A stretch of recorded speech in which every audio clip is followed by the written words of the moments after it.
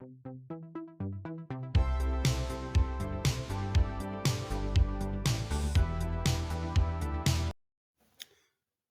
to Module 11, where we'll be formalizing our proof methods for quantifiers. We'll be focused mainly on Chapter 13, but we'll also say a few words about Chapter 15, sort of setting the stage for set theory. And then also we'll discuss Section 16.4, which is about piano arithmetic and the axioms of piano arithmetic. So we have three main learning objectives for this particular module. The first is to formalize the introduction and elimination rules for our universal and existential quantifiers into Fitch and construct formal proofs using those rules.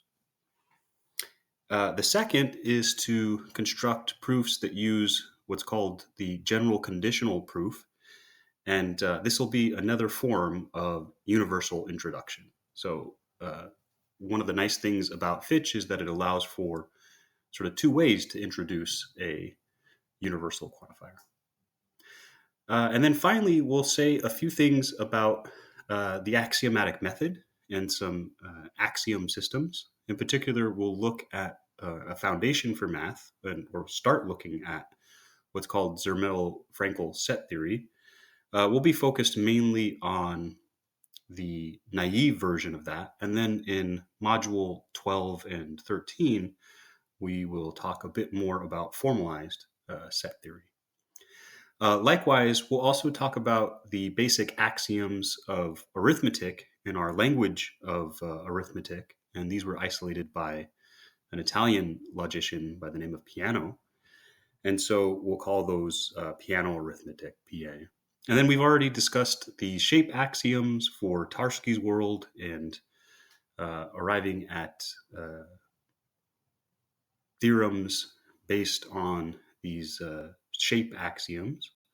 But here we'll be introducing our formal rules, so we'll be able to apply these axiomatic methods within our formal deductive systems. So the first two rules we will introduce are existential introduction and existential elimination. Introduction is the simpler of the two and just says if you have a well-formed formula S with some free variable and you have reasoned to S of C, where this constant C is replacing that variable X, then you can cite that sentence and deduce that there exists an X such that S of X. In other words, this C is the witness for this existential quantifier that you're introducing on the line down below. It's typically a little more difficult to use existential elimination, and you'll often have to use existential elimination, especially if you're reasoning from some of the axioms that we'll introduce later, because they'll be stated in terms of existential quantifiers. When you're using existential elimination, you'll have some line where you have a sentence which is existentially quantified. So in this case, there exists an X such that S of X, S here being a well-formed formula with a free variable of X. And then what you're allowed to do is, because you know this existentially quantified statement is true, there has to be some object that satisfies the sentence. And you can introduce a constant that represents that particular element, but you have to do it within a subproof. So here you'll start up a subproof. You'll make the assumption that S of C is true, and then you draw in a little box next to the S of C. And in Fitch, there's a nice drop-down menu at the start of a subproof that allows you to introduce one of these constants. But you think about that constant as being a name for the object that makes this sentence S of X true, based on that existential quantifier. Now, the only stipulation that you have to follow is that whatever this new name you're introducing is, this constant C, it can't occur anywhere outside of the subproof that it was introduced in. So whatever this C is, it can't appear anywhere else. And if it does appear somewhere else, you'd have to use a different letter. You'd use maybe D or E or something else further on down the line.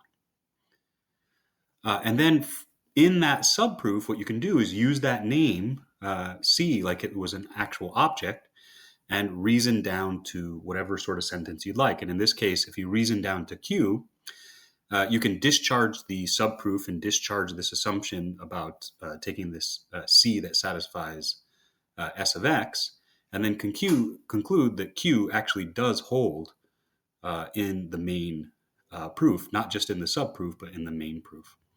Now, when you do that, you'll have to cite both the subproof and the existentially quantified statement above. But again, the idea here is that you're sort of giving a temporary name to the object that is satisfying that existentially quantified statement. Now we can move on to the universal quantifier. And the easier of the two rules is universal elimination. In this case, if you have somehow reasoned to a universally quantified statement, like for all x, S of x, where S here is a well-formed formula with a free variable of x, well, then you're free to conclude on a line further on down by citing that universally quantified statement that S of C is true for any constant whatsoever. And that's just because the universally quantified statement is supposed to range over everything in the domain of discourse, and C is a name for something in the domain.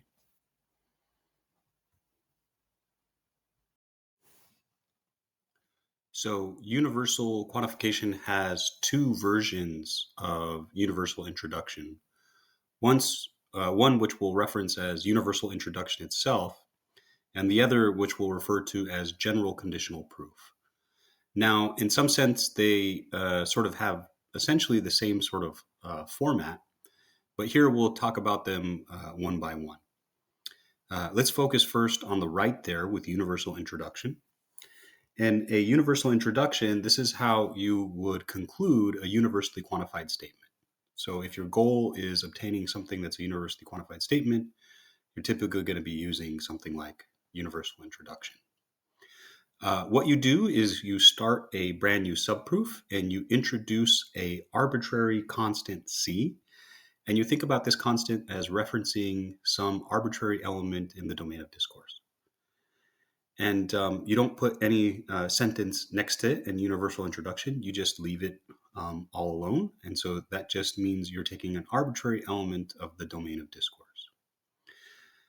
And you can assume that it references some object or some arbitrary object in our domain.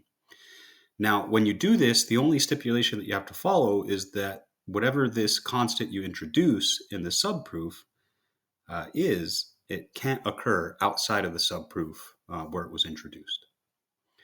Okay, and then from there, you can start reasoning through. That's what those dots are. So you might have multiple lines there. And if you eventually get down to the statement P of C, so that's some well-formed formula with a free variable x where you replace the x with a C and that statement is true, well, then you're free to close your subproof and conclude that for all x, P of x is true.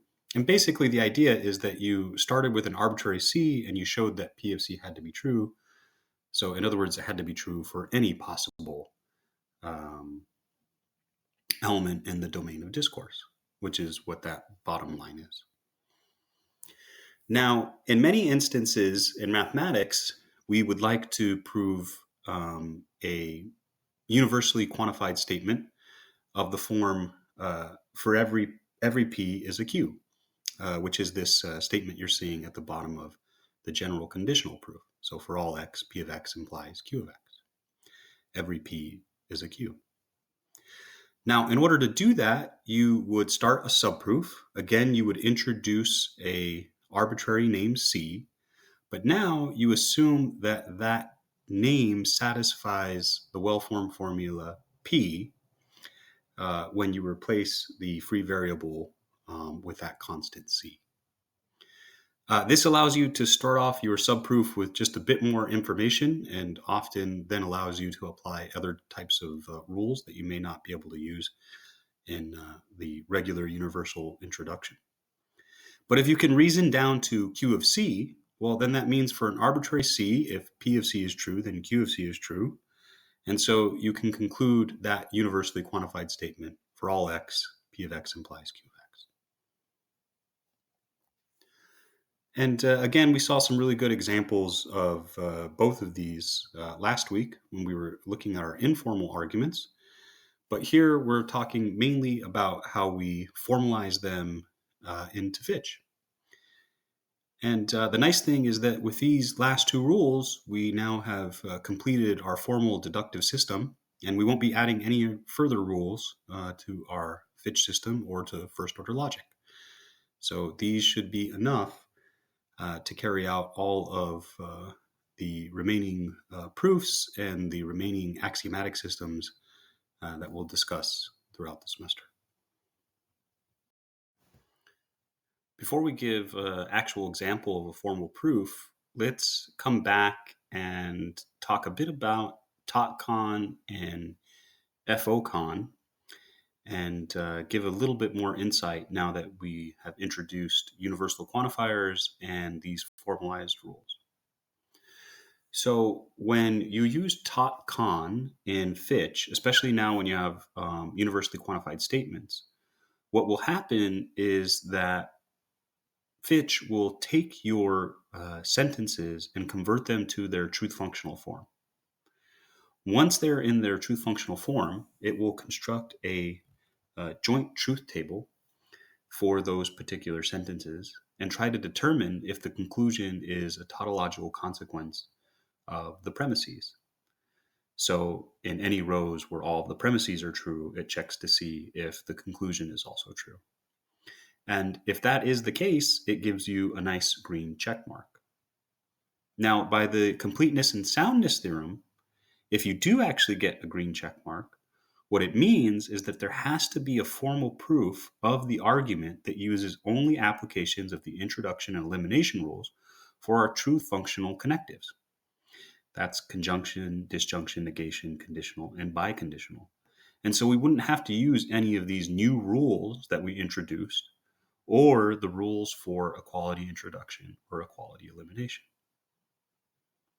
On the other hand, if you get a red X, what that means is that there is no formal proof of the argument that uses only applications of introduction and elimination rules for the truth functional connectives of conjunction, disjunction, negation, conditional, and biconditional.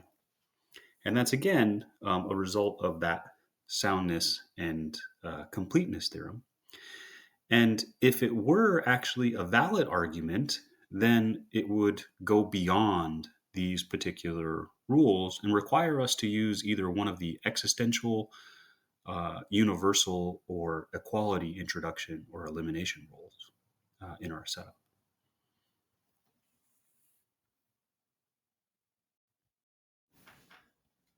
Okay, so now that we see TOTCon converts everything to truth functional form, and in some instances doesn't pick up some of our logical consequences, we can now say a bit more about what FOCon does in Fitch. And remember, FOCon stands for first order consequence.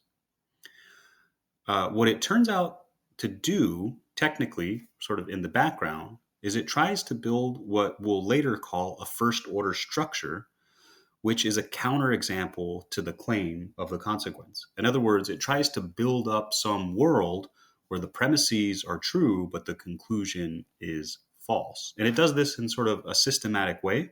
And we'll say a bit more in subsequent modules about exactly what a first order structure is.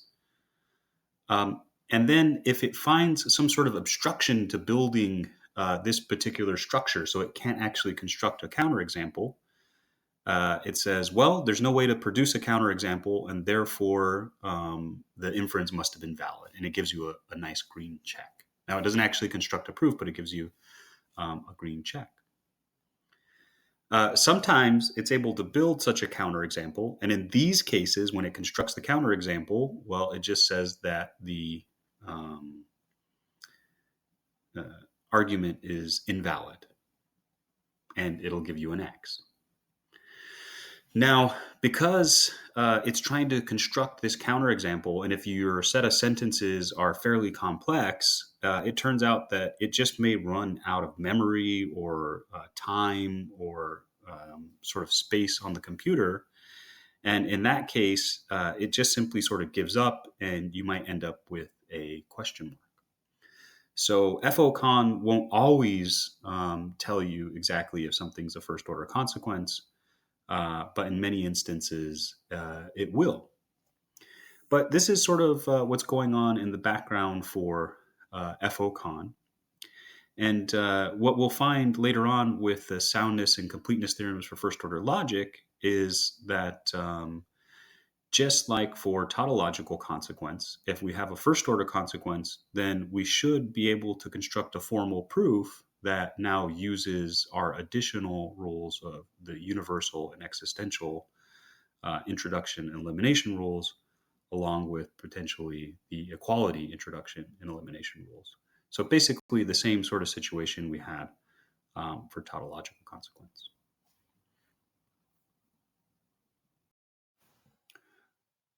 So let's now work through an example that we used when we were converting some of our sentence to premix form. So if you remember, we had a nice first order consequence that said that if we had as a premise for all x p of x and for all x q of x, then that was equivalent to for all x in parentheses p of x and q of x. And here we'll go through some good examples of universal introduction and elimination that will allow us to prove one direction of that first order equivalence. Here we'll go from that premise being for all x p of x and for all q of x, or for all x q of x, down to that goal that we see below. Okay, so the same sort of rules apply for strategy here as we had back when we were dealing with our truth functional connectives. You'll want to carefully try to understand what each of the sentences that you have as a premise is saying and what the conclusion is trying to get at. You may want to work informally on scratch paper first as you work through some of the details. And if you get stuck somewhere where you don't see how to work forward or work backwards, it may be worthwhile to try something like a proof by contradiction. So assume the negation of what you're trying to prove and then work towards a contradiction. Okay, but in this case, let's begin by working from that universally quantified statement, or those two universally quantified statements. You'll notice that it's a conjunction of two statements. And so the first thing we do is sort of separate it into the two different universally quantified statements. So first we'll, on line 2, get for all x p of x, and on line 3 for all x q of x. And both of those are conjunction eliminations with just citing the first line or that first premise.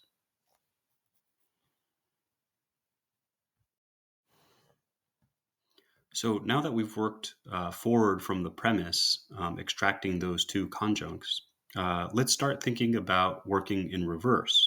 And here on the bottom, our goal is to prove that universally quantified statement. And so we'll need to do something like a universal introduction. Here, you don't see any sort of conditional statements in the goal of that universally quantified statement. So it wouldn't be a general conditional proof, but something like a universal introduction. And on that first slide on the left, that's the setup that I've started to put together. So in a universal introduction, you start a subproof and you introduce a new constant that doesn't appear outside of the subproof. And in this case, I chose A, and you can see it here in a box. Now, the way that you actually do that in Fitch is you'll notice that when you start a subproof, there's that nice little down arrow next to in this case, the 4, but whatever subproof you'll start, you'll have a little down arrow there. And it'll produce a drop-down list that you can then pick from any sort of constants that you would like. And again, the only stipulation is that it doesn't appear outside of the subproof. And in this case, the A doesn't appear anywhere else, so we're okay to start our proof with just this A. Now, when we do that, we have to remember that what we're sort of saying is that A is an arbitrary element of our domain of discourse, whatever that domain is referencing. Okay, and I've left 5 blank here and 6 blank, and I didn't have to justify 4 because it was just the start of a subproof. But the idea is that I would like to conclude something like, P of A and Q of A, and then close that subproof out, and then get the universally quantified statement down there on essentially what amounts to line 6. Now, it won't be on line 6 at the end because we have to do a bit more reasoning inside of our subproof. And that's what you can see on that sort of second slide on the right here. What we've done is we've used universal elimination on line 2 and 3. And then the fact that A is actually a name for some object in the domain. So if we know that for all x, P of x is true, well, then certainly P of A will be true. And if we know for all x, Q of x is true from line 3, well, then we can be certain that Q of A will be true. And that's exactly what's done with universal elimination. So we're eliminating those universal quantifiers on 2 and 3. And again, we wouldn't be able to do this unless we've actually introduced this name A in our subproof. Then on line 7, we can use conjunction introduction, citing 5 and 6 to get P of A and Q of A. And that was the goal that I had in mind. So now that we've got to that sentence P of A and Q of A, we can discharge our subproof and sort of end it. And then in line 8, we'll use universal introduction. So we'll introduce that universal quantifier. So here is the final step of the proof and the use of universal introduction here on line number 8. The conclusion is that for all x, in parentheses, P of x and Q of x, and that's universal introduction, and it cites that subproof starting at 4 and ending at 7. And again, the idea with that subproof was that you started with an arbitrary element A, and you showed that for an arbitrary element, it had to satisfy P of A and Q of A, and therefore, for any x, P of x and Q of x had to be satisfied. And again, that was one of the directions that we needed for our first order consequence we used in our premix normal form for our quantified statements. But again, here, some of the strategy is to think carefully about what the premise says, what the conclusion says, work forward from the premises. What can you get? What rules can you apply? Work in reverse from the conclusion. What do you need to apply to get that conclusion?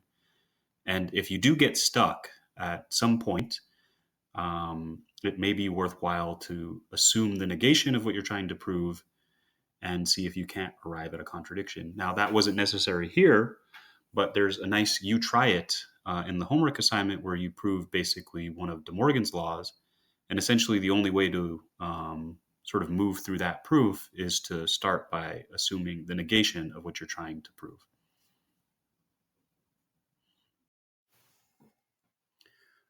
Okay, so we now have our full deductive system for Fitch, including all of the rules for our quantifiers, for equality, and for our truth functional connectives. But we'd now like to go beyond first order consequence and instead start exploring some theorems of mathematics and basically some theoretical foundations for arithmetic and for set theory in the realm of mathematics. Now, the way that this works is that we still use our deductive system, but we also use our language to model some basic assertions about the domain of discourse. So, for example, here we're going to look at some statements that are called the axioms of piano arithmetic, and they are not expressed in the textbook until chapter 16. So if you're interested in where I obtained these, this is from section 16.4. But the idea with piano arithmetic is that we're trying to write down some axioms or basic statements that are true about the natural numbers, or in other words, in that language of arithmetic that we've been working with since the beginning of the semester. Now, the basic assumptions are stated in something more basic than addition or multiplication, which is what we've been sort of using, but instead in terms of what's called the successor function. And I've highlighted it here in blue down below. The successor function takes as an input some object that is a number in the natural numbers and produces the next natural number, what we would call x plus 1. And here, the axioms of piano arithmetic tell us how this successor function behaves with respect to the natural numbers. Okay, so let's just walk through these first 6 axioms and then say a bit about what's written down there on the bottom, which is going to be called an axiom schema. So the first of our 7 axioms, or 6 axioms here, is the statement that for every x, the successor of x is not equal to 0. In other words, this tells us that the natural numbers start out with our constant that we've been calling 0. So nothing is sort of prior to that. That's the starting point. The second axiom that we assert tells us that for every natural number x and y, if the successor of x was equal to the successor of y, the only way that could have happened is if x is equal to y. And in some sense, this allows us to subtract 1, right? So if we know x plus 1 is equal to y plus 1, this is telling us that we can subtract 1 and conclude that x had to be equal to y. Okay, so we can undo this successor function, is what number 2 is saying. 3 and 4 tell us how to recursively define addition in terms of the successor function. And we can think about addition as repeatedly applying the successor function. That's what 3 and 4 say. So 3 says for every x, if I add 0 on the right to x, then I get back x.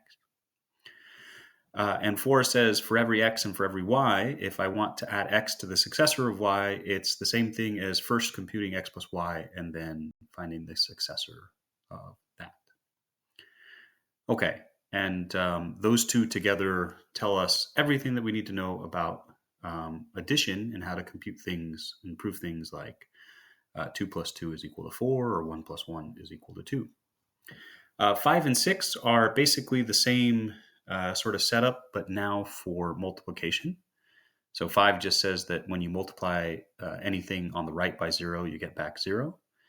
And if you multiply any natural number x by the successor of y, all you do is multiply x and y together and then just add on an extra x. And really, this is the idea that multiplying two numbers together, like 3 times 2, is just adding 3 together 2 times. Or if you were multiplying 5 times 3, it would be adding 5 together 3 times. And that's what 5 and 6 together are saying. And so 1 through 6 are basically just telling us, that the successor function works the way that we would expect it to, and that addition and multiplication work in sort of a recursive manner. And then the last set of axioms that we have to assume in piano arithmetic have to do with telling us that if we were to perform the successor operation repeatedly, then we get all of the natural numbers. And this is what we'll call the induction schema. And it's a schema because it gives us an axiom for every possible well-formed formula. So down here on the bottom, I didn't label it 7 because really it's an infinite number of different axioms. So piano arithmetic literally has an infinite number of axioms. Let's let Q of x be any well-formed formula with a free variable x. And if you have one of those, doesn't matter how complicated it is, as long as it's a well-formed formula with free variable x, then the following conditional statement is true. Q of 0 and for all x, Q of x implies Q of the successor of x. That whole statement implies for all x, Q of x. And basically, this is induction. So the Q of 0 is the base case, and the for all x, Q of x implies the successor of x is true at Q, is basically the inductive step. And if you complete those two, you're free to conclude that for all x, Q of x is true. In other words, it's true for all natural numbers. And again, the idea there is that as you proceed with this successor function, you're getting through all of the natural numbers. But this is how we would sort of proceed beyond just first order consequence and start investigating the natural numbers and arithmetic. We again isolate some basic axioms, and we can then use that information to prove more complicated statements and rules. And we'll talk about the same sort of setup for set theory as well. But I'm not going to assume that you have such a detailed background in set theory as you might have with arithmetic. So let's first maybe say a bit about naive set theory and set the stage. And then next week, we'll get into the details of formalized set theory and this axiomatic method. And we'll also maybe look at some examples of proofs that rely on the axioms of piano arithmetic or the axioms of set theory. So again, we'll get some more examples of formal proofs. Okay, so we would like to do the same thing that we did for arithmetic with piano arithmetic for set theory. But again, I'm not going to assume that you have such a detailed background with set theory as you do with maybe arithmetic. So we'll start by talking a bit about naive set theory, and we'll introduce the axiom of extension and the axiom of separation. These axioms are actually introduced in chapter 15, but for now, we'll just talk about maybe those first two, and in the next module, we'll be a bit more precise and introduce the remaining axioms of set theory. Okay, so naive set theory, again, is inconsistent and contradictory, and that's why we use the term naive. Set theory itself was introduced by a mathematician called Greg Cantor, and he was studying infinite trigonometric series. And in the process of studying those infinite trigonometric series, he needed to collect together infinite collections, and so he began studying in the abstract the notion of a set. Now, in naive set theory, the conception of a set is just a collection of things, and it can be really any collection of things at all. But we'll find out that that becomes a bit problematic. So we'll need to be a bit more careful when we're looking at axiomatic set theory. But for now, we'll think of a set as just any collection of things. It could be numbers, it could be other sets, it could be functions, it can be lines or spaces. I mean, really anything at all. Now, the things in the collection are said to be the members of the set. And we'll use a stylized epsilon to represent membership. And you can see that there I've highlighted in green. That's a Greek letter epsilon, but it's sort of been stylized. So it's not the typical epsilon that you might write down. And we would write A, this stylized epsilon in B, and read it as A is a member of B. B being the set and A being the member or the element. So we use the terms member and element interchangeably. And if A is one of the objects that makes up that set B, then we say that that statement is actually true, right? So again, this would be a predicate. It's a binary predicate, and we introduced it back in the first half of this textbook when we were introducing the language of set theory. But because set theory didn't have any sort of constants in it, we found it pretty difficult to really say much of anything. But now we can come back and start saying a bit more. But this is the symbol we use to represent a member of in the collection. Okay, so the very first and most important axiom of set theory, or basic sort of result of set theory, is called the axiom of extension. And the axiom of extension tells us how we can determine if two sets are identical, if they're the same set. And the idea is basically that two sets are the same, or we consider them equal, if they have the same elements or the same members. Now, in terms of our first order language of set theory, we can say that with three universal quantifiers. But you'll notice here that we are breaking a bit of rules that we had set previously. Here, we're using A and B as variables, where previously we would have reserved those for constants. But remember, in set theory, we didn't actually introduce any constant symbols at all. And so we'll also use A, B, and C, the letters from the beginning of the alphabet, as variables in first order logic for set theory.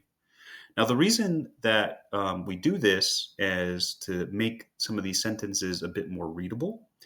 And you can think about those letters from A, B, and C as sort of referencing the sets themselves, and then the variables that use those X's, Y's, and Z's to be ranging over sort of the elements of the sets. And this is essentially what we did back in the pets language when we quantified over maybe a time language, we used a T. And when we quantified over maybe the pets, we used an X or a Y. And the same thing is happening here. But what we can say is the following.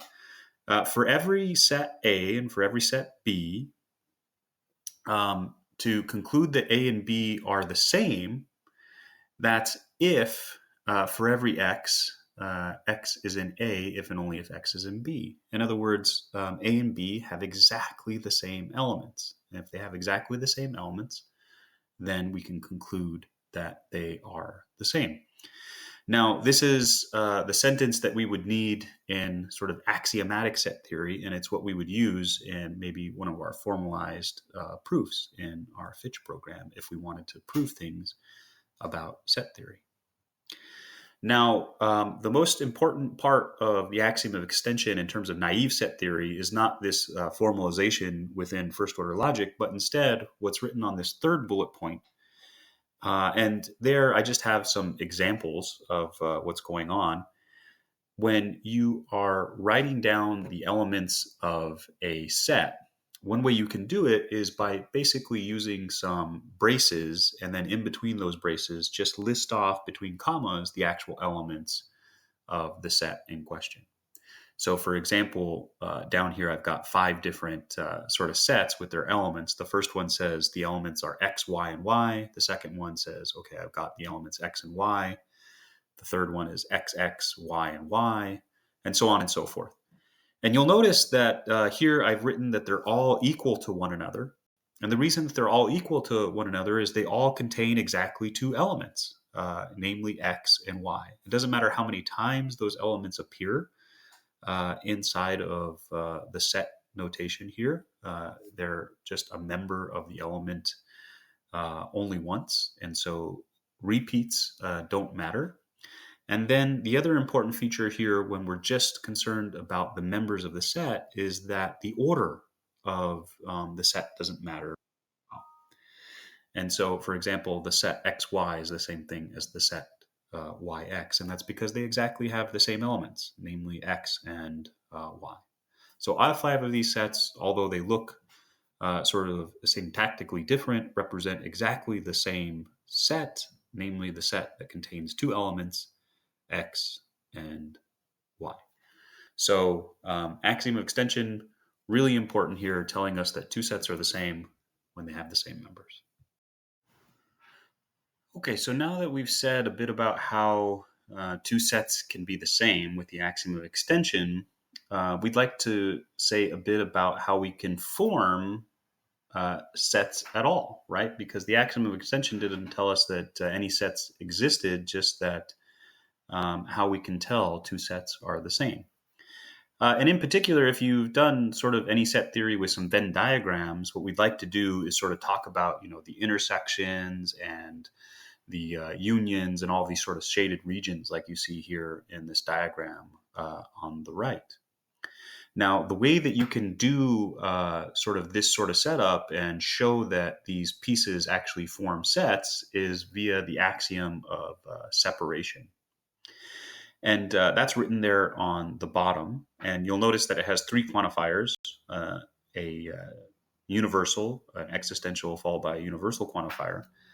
But then there's also this axiom, which we refer to as comprehension, which is a little bit sort of nicer and tidier than the separation axiom. And in the sort of historical picture of set theory, the comprehension axiom was one of the first that was sort of considered. And it was considered by Frege, who I think we talked about back in the midterm review when we were looking at some of the history of first order logic. But he was the first to sort of look at this comprehension axiom. And then Russell came along with Russell's paradox and showed that this comprehension axiom, although sort of nice and intuitive, is inconsistent. And so that meant that the set theory that had been around now for a while was on shaky footing or a shaky foundation. And so there was sort of a crisis in set theory at that point. And that's when sort of this push to axiomatize set theory began. And what was settled on was the notion of separation. So let's say here on the next slide a bit about what comprehension is, why it's inconsistent. Then we'll talk about sort of the fix for that, how we avoid that contradiction. And the way we avoid it is with separation. And it'll give us the nice method of what's called set builder notation if you've also used some set theory before. Okay, so let's say a bit about what the axiom of comprehension is, and then immediately show that it's inconsistent so that we have to sort of maybe move on to separation. Now, the axiom of comprehension is this statement here on the top. And it's actually an axiom schema. So again, there are going to be infinitely many different axioms associated to it. And the different axioms are basically one for every well-formed formula P of X that has X as a free variable. And what comprehension says is, okay, if you're handed one of these formulas with a free variable of X, then there will exist a set A such that for every element X is in A if and only if you satisfy that well-formed formula or that predicate P of X. And again, this is true for any possible well-formed formula with X being free. And the idea is that this sort of follows along that naive sort of conception of a set that we can just collect together anything that satisfies some formula or some property that we might be able to write down in our language. And it turns out that although this seems to be, on the face of it, a valid or possible axiom we could adopt, it turns out to be inconsistent. And the reason why is if we were to take P of X to be the formula, the negation of X is an element of X, in other words, X is not an element of itself, then the axiom of comprehension would state that there exists a set such that for every element of that set, you're in A if and only if you're not an element of yourself. And in particular, A itself is a set. So if we use that universal elimination on that for all X, what we'd end up with is A is an element of A if and only if A is not an element of A. In other words, that's a contradiction. So if we were to just take the formula P of X to be the collection of all sets that don't contain themselves, well, then we immediately run into a contradiction because that set either, if it contains itself, doesn't contain itself, and if it does contain itself, then it doesn't. So again, we end up with a contradiction. And so in a sense, the negation of the comprehension axiom is always true because we arrived at a contradiction. But nonetheless, we would still like to perform something along these lines, right? Where we have some formula and we look at all of the elements that satisfy that particular formula. And that's where the axiom of separation will come in. If we first start with a given set and then take that set and separate it into two parts, the part that satisfies the formula P of X and the part that doesn't satisfy the formula, then we're free to collect together those two separate pieces as sets. And we'll say that again on the next axiom. But here, just looking at all of the sets that satisfy P of X on their own, for any just sort of random well-formed formula with a free variable X is just not going to work. It'll lead to an inconsistency. Okay, so we can see that we have to be a bit more precise than just naive set theory and assuming that we can collect together any sort of collection whatsoever. For example, we can't collect together the set of all sets that don't contain themselves. On the other hand, if we're a bit more careful, we can take a given set and separate it into two different pieces. And that's what the separation axiom will say. So if we replace, say, P of X with that same formula, that X is not an element of X, in the separation axiom, it says the following. For every set A, there exists a further set B, right? So this is the B is going to be sort of separating that set A into two parts. So for every set A, there exists a B such that for every element X, if X is in B, that's if and only if X is in A and this formula is true. In other words, X is not an element of X. Now, that's a bit of sort of a mouthful, and we often use this sort of set in naive set theory. And the notation that we use is down here on the bottom, or what we would typically use is down here on the bottom. We would say that that set B that we're guaranteed to exist is the set of all elements in A that satisfy that particular formula. In this case, that X is not an element of X. And you'll notice now that we don't run into sort of the issue that we had before, because this B isn't necessarily an element of A, so it can't be considered, and we don't run into this same Russell paradox that we had before.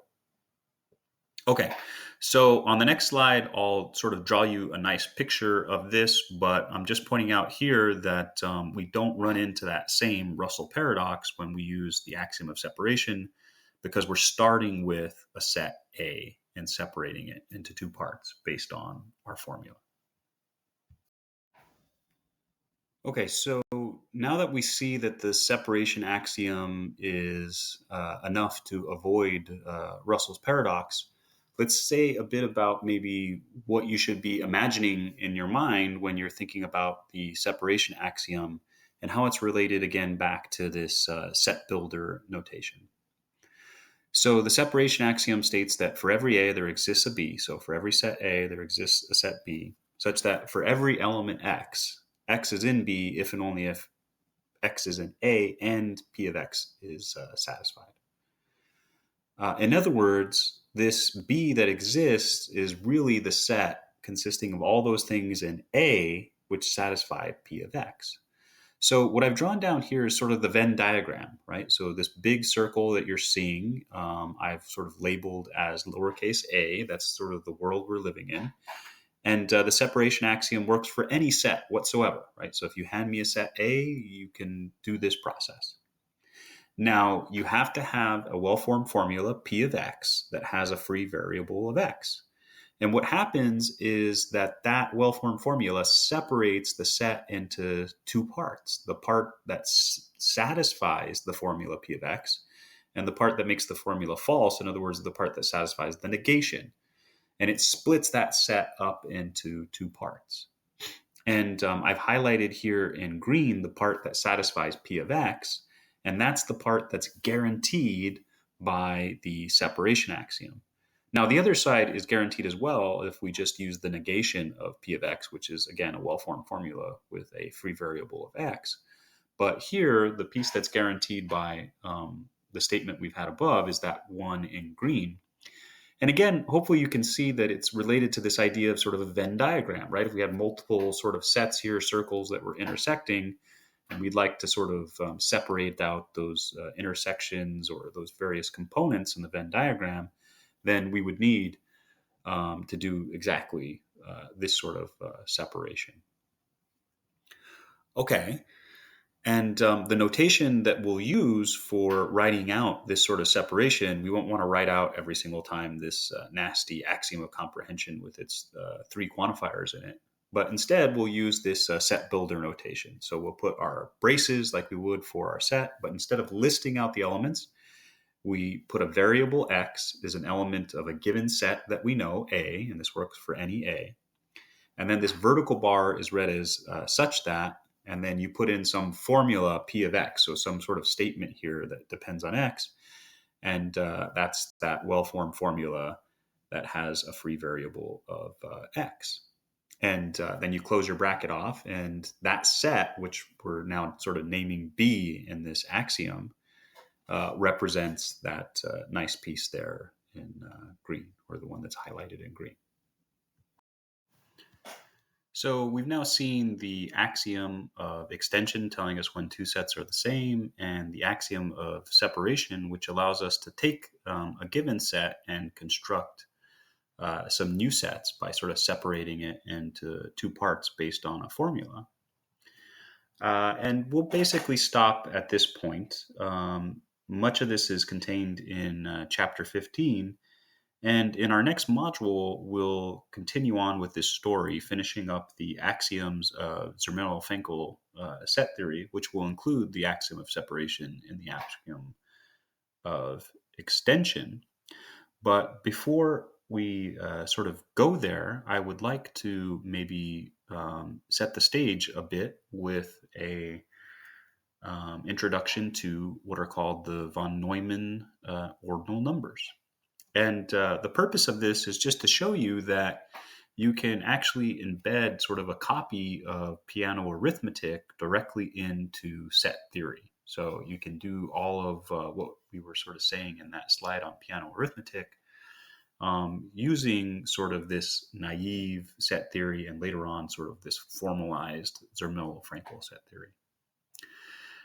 The idea is that we define the ordinal numbers in the following way. We take 0 to be the set consisting of nothing, which we will later refer to as the empty set or the null set. We then take 1 to be the set consisting of just 0, or that empty set. And you'll notice that that set contains exactly one thing. Its cardinality is 1. We let the set 2 consist of the numbers 0 and 1. The set 3 consists of the numbers 0, 1, and 2. And you can see sort of this is a recursive definition that we're sort of building up here. And if we continue on, we can introduce the successor of a given ordinal number. And we'll denote that by n plus 1, or we could have used s of n like we did back in piano arithmetic. But here, n plus 1 consists of the set containing the numbers 0 all the way up to n. And you'll notice that it has exactly n plus 1 elements in it because it contains that extra 0. And we can continue on. But you'll notice that currently from the axiom of separation and the axiom of extension, none of these sets really exist. Other than perhaps maybe that set consisting of nothing in it, we could have obtained by the separation axiom, provided we already had some set. Next week, we'll talk more about the axiom of the power set and the axiom of the union and the axiom of pair, which allow us to begin to build up further sets, and in particular, these ordinal numbers. And this will be particularly important in the last module of the semester, where we talk a bit about the Gödel incompleteness theorem and how it applies to set theory because of this very fact that we can embed a copy of sort of piano arithmetic directly into set theory.